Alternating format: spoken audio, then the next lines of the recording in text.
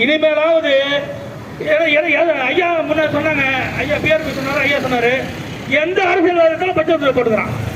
ஆனா நான் சிறு வயதுல இருந்து பெரிய அரசியல் கட்சியில் இருக்க மாவட்ட அவர்களும் இருந்திருக்கேன். அதெல்லாம் நம்ம கேவலமா நினைக்கிறேன். இந்த பச்சை துண்டு போடுவது எனக்கு ஒரு கௌரவமா நினைக்கிறேன். அது மட்டும் இல்லாம என்னால் முடிஞ்ச அளவுக்கு எங்கள் பகுதியில் 400-500 விவசாயிகளுக்கு லோன் வாங்கி கொடுத்துருக்கேன். எந்த பேங்க் மேனேஜர் எவனாவது லோன்ல மறுநாள் கூட்டம் போய், ஏய் நீ எங்க இருந்து வந்து 1 லட்சம் சம்பளம் என் ஊருக்காரங்க லோன் நட்டு எப்படி அவனும் கால் பண்ணிப்பேன். இதற்கு உரிமையா எங்கள் பகுதி இளைஞர்கள் விவசாயிகளை என்ன ஒத்துழைக்கிறாங்க. அது மாதிரி ஒவ்வொரு விவசாய நண்பர்களும் தோழர்களும் உங்க பகுதியில் முடியாதவங்களுக்கு இல்லாதவங்களுக்கு இப்ப லோன் வந்து எதற்குலாம் போச்சு, கல்விக்கடனுங்கிறான்.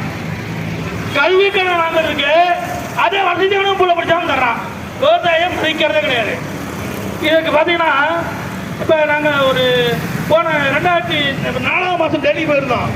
டெல்லியில் போய் அரசு அனுமதியோட ஒரு நாள் வந்து ஜந்தர் மந்தரில் போராட்டத்துக்கு போயிருந்தோம். ஐயா தலைமையில் ஒரு 112 பேர் போயிருந்தோம். ஆனால் அன்னைக்கு முடிச்சது மறுநாள் எங்களுக்கு அங்கே இருந்து வர்றதுக்கு டெல்லி ட்ரெயின் இல்லைங்கிறான். அப்போ வந்து எல்லாம் கேட்குறாங்க, ஐயா அதிகாரம் கேட்குறாங்க, நீங்கள் என்ன பண்ணுவீங்கன்னு.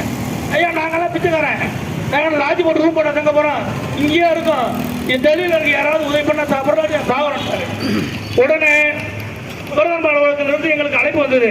நானும் எங்கள் நம்ம திருச்சி மாவட்ட தலைவர் தம்பி தமிழ்ச்செல்வம் போனோம்.